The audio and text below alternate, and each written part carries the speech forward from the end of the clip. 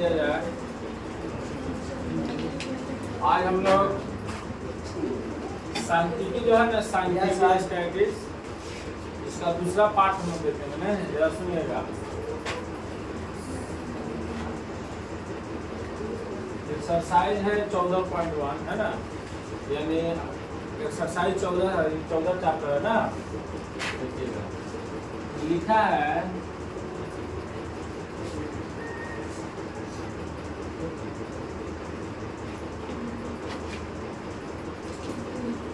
क्या लिखा है, केंद्रीय प्रवृत्ति की माप। ठीक है, क्या लिखा हुआ है, केंद्रीय प्रवृत्ति की माप। सुनिएगा खूब ध्यान से। इसमें क्या है, इसमें क्या क्या चीज का हम लोग अध्ययन करेंगे, देखिए ध्यान से।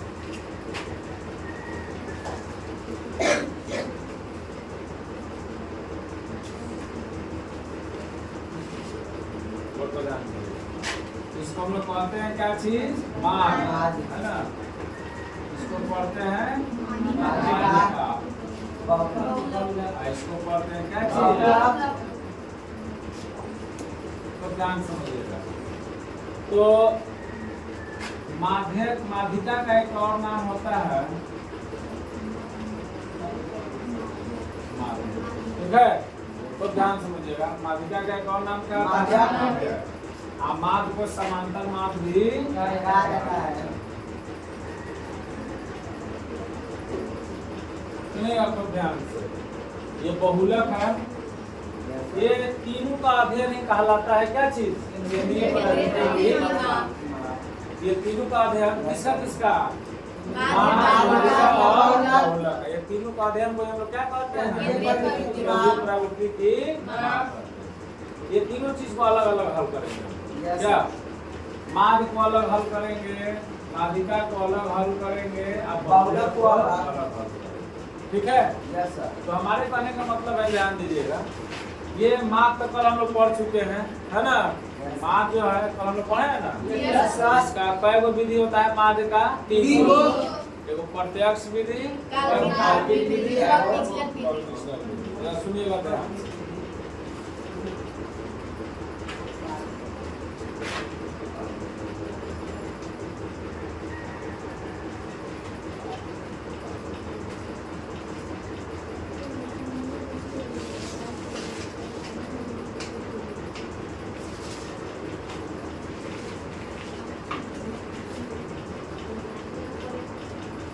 अब सुनिएगा, अब हम लोग थोड़ा सा पढ़ेंगे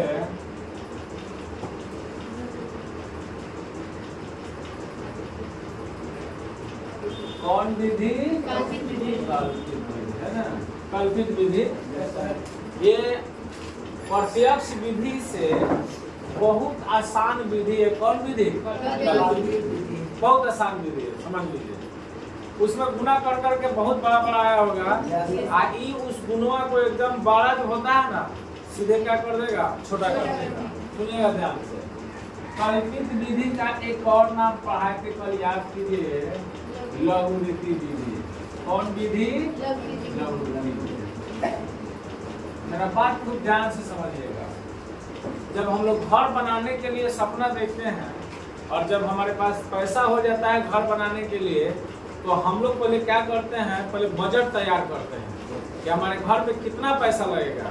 तो जब पैसा के बारे में सोचते हैं तो घर के बारे में सोचते हैं कि हमको घर का डिजाइन कैसा चाहिए, कैसा ईंट लगाना है, कैसा इसमें मार्बल लगाना है ना, किस प्रकार का सीमेंट लगाना है ना। बहुत सारे चलन का हम लोग क्या करते हैं, प्रयोग करते हैं। तो हर चीज में ही चलन होता है, वो मैथ की दुनिया हो, साइंस का दुनिया हो, हर चीज में न कुछ उसमें चलन होता है, जिसको समझने के बाद वह चीज आसान हो जाता है। क्या, कैसे, जरा सुनिएगा। कल्पित विधि में अगर हम बात किया जाता है, इसका फॉर्मूला होता है कल्पित विधि का, ध्यान दीजिएगा, A plus sigma F1 B1 अपाटा सिग्मा F1। यही होता है कल्पित विधि का सूत्र। क्या होता है ना, A plus sigma F1 B1 बटा सिग्मा F1। अब सुनिए, देखिए सबसे बड़ी बात है इसमें हम जो ए है ना ए, इसी को हम लोग कल्पित मार्ग कहेंगे। क्या कहेंगे? कल्पित मार्ग। जरा खूब ध्यान समझिएगा। ओकरा बाद आप F1 समझबे करते हैं, बराबर होता है। क्या होता है? बराबर। ओकरा बाद देखिए D समझते हैं, D बराबर फॉर्मूला होता है x1 माइनस a, है ना? D का फॉर्मूला क्या होता है? x1 minus a। इसी का सारा कमाल है x1 माइनस a, डिविएशन का, विचलन का। सुनिएगा, D को डिविएशन कहते हैं, विचलन। ओकरा बाद सिग्मा का अर्थ आप जानते करते हैं। तो कल्पित माध्य जब भी आप ज्ञात करेंगे, खूब ध्यान से समझिएगा। इसमें एक और चरण जो है, इसमें एक और चरण जो है आप पढ़े थे, मैं कल पढ़ाए थे F1 गुने D1, यही ना जी? Yes sir. खूब ध्यान समझिएगा। कई गो चरण है जरा इसमें देख लिया जाए। 4 गो चरण है। कितना चरण है? 4। कौन कौन? एगो कल्पित माध्य, एगो बरम्बारता, एगो x1 माइनस a, है x1 का मतलब चर माइनस कल्पित माध्य, चर माइनस कल्पित माध्य। खूब ध्यान समझिएगा।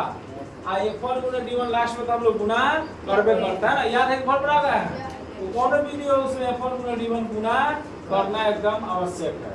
तो ये होता है कल्पित विधि का, यानी कल्पित विधि या लघुगणितीय विधि का यही सूत्र होता है। कौन चीज? माध्य बराबर a plus sigma F1 D1 बटा सिग्मा A1। क्लियर हो गया है ना? इसमें कितने चरण होते हैं? 4। आपको a चाहिए, F1 चाहिए, D1 चाहिए, F1 गुना D1 चाहिए। 4 चरण होते हैं। कल्पित माध्य आपको अपने से चुनना होगा। F1 बराबर तो दिया ही रहेगा, भाई फॉर्मूला निकाल लेंगे, D निकालेंगे इसमें, तब ना F1 गुना D1 करेंगे। अब हमारा बात को ध्यान समझिएगा। देखिए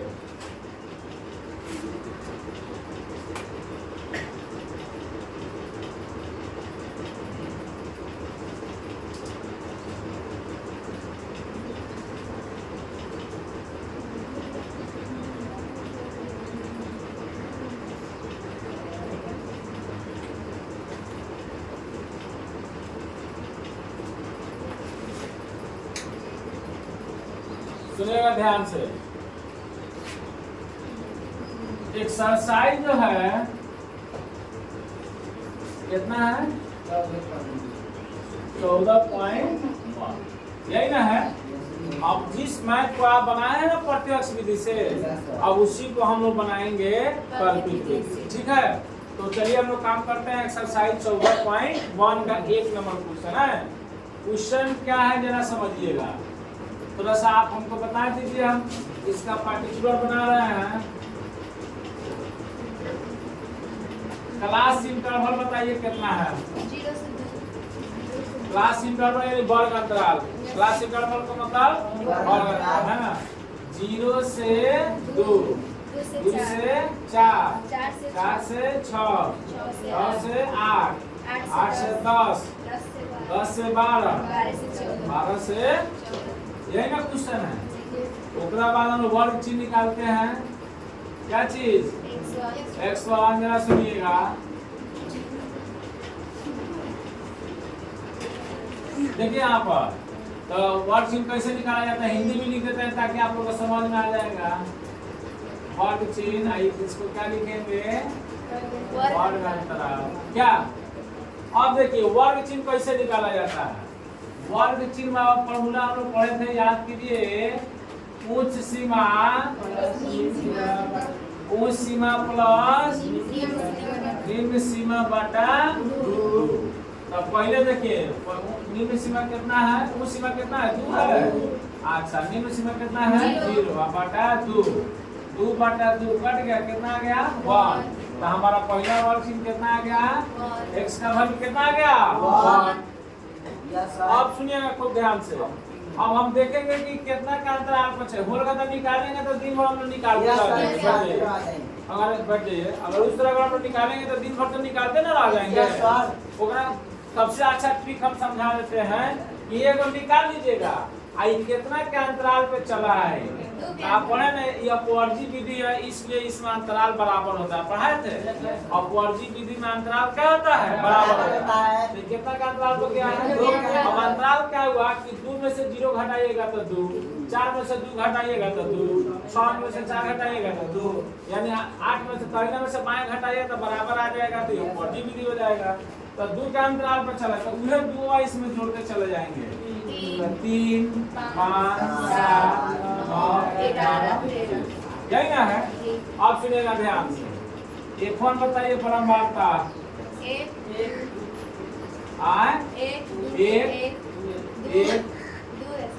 2 एक आदमी बोलिए। 1 2 1 5 6 2 3। अब जो है हम किस विधि से हम लोग इसको हल करेंगे? कल्पित विधि से। किस विधि से? कल्पित विधि से। तो ध्यान से समझिएगा, कल्पित विधि से हम इसको हल करेंगे। किस विधि से? कल्पित विधि से। सुनिएगा ध्यान से।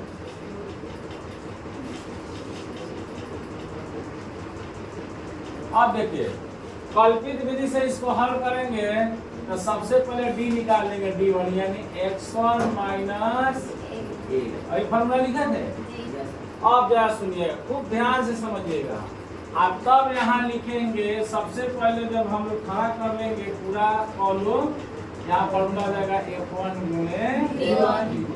अब सुनिए, अब हाई कैसे निकालेंगे? कल्पित माध्य में सबसे ज्यादा इंपॉर्टेंट होता है आपका डी, यानी डिविएशन, विचलन। तो डी कैसे निकालिएगा जरा समझ लीजिए। डी का मान कह रहा है कि x1 माइनस ए। अब ए कहां से चुनेंगे? खूब ध्यान से समझिएगा। देखा जाए, एक चीज हम आपको बता देते हैं, एक चीज आपको बता दिया जाता है कि देहात में कहावत है कि जौना छिपा में करिए वही में छेद करिए, है ना? न लोग कहता है। तो हम ए कहां से चुनेंगे जरा सुनिएगा। ए का मतलब कौन मान? कल्पित मार्ग। ए का मतलब कल्पित मार्ग। ए हम कहां से चुनेंगे? खूब ध्यान से समझिएगा। ए जब भी चुनेंगे, वर्ग अंतराल के बगल में जो वर्ग चिन्ह होता है ना, उसी में से ए चुनेंगे। ए कहां से चुनेंगे? वर्ग चिन्ह से। ए कहां चुनेंगे? वर्ग चिन्ह से। अब कैसे चुनेंगे जरा सुनिएगा खूब ध्यान से। सबसे पहले 1 2 3 4 5 6 7 को है तो 3 को का ऊपर जोड़ा लगा दीजिए, है ना? 3 को आगे छाड़ दीजिए, 3 को आगे छाड़ दीजिए, क्या बच गया? 7। तो यही हो जाएगा a बराबर 7। अगर मान लिया जाए, आप सोचिएगा कि सर ये तो ठीक है, ये तो 3 नीचे था 3 ऊपर था, बीच में जो फुट था उसको आप निकाल दिए।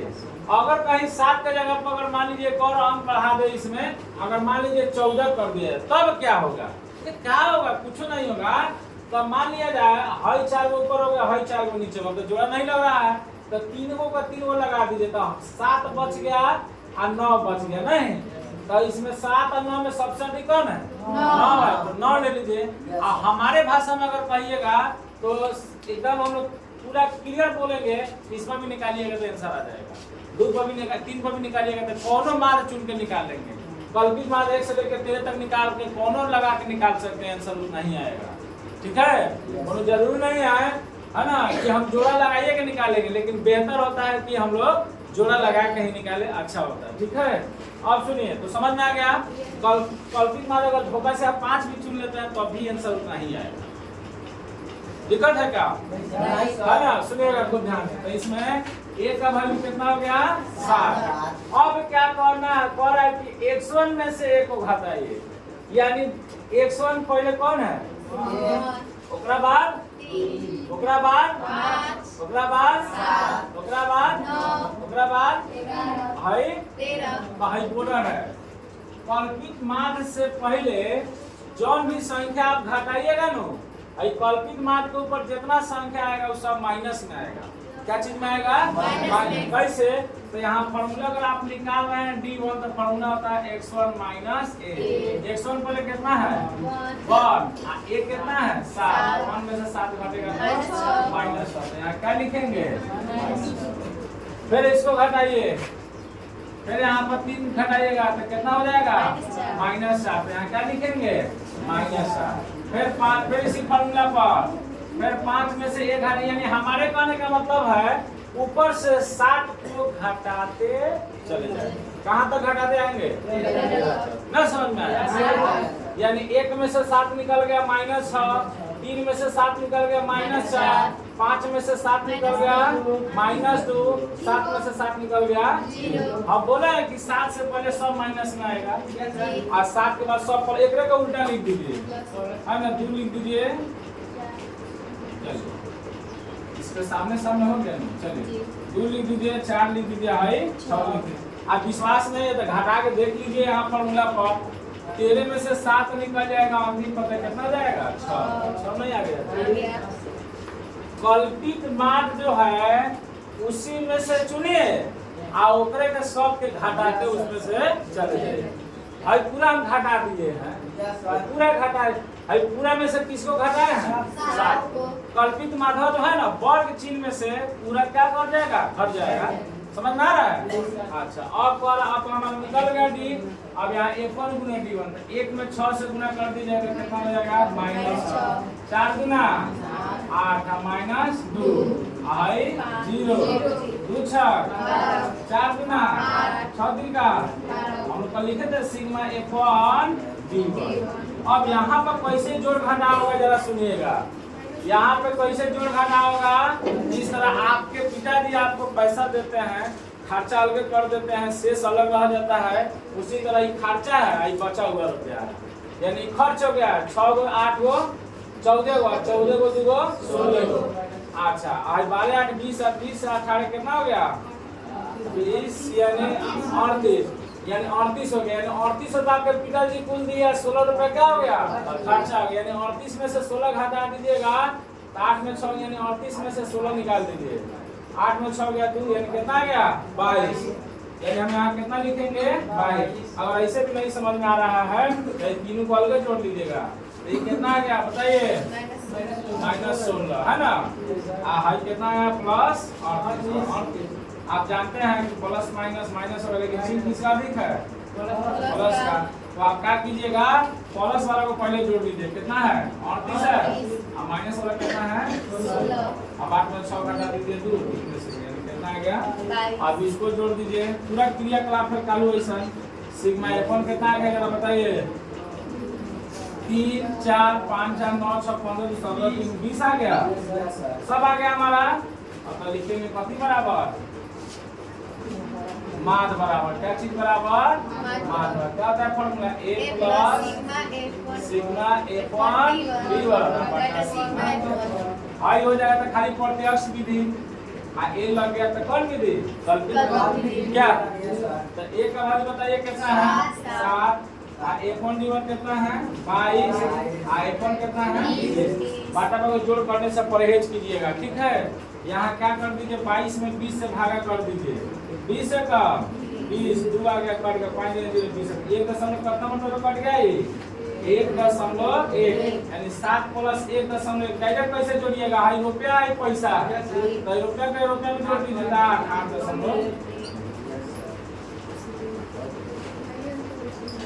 है आंसर।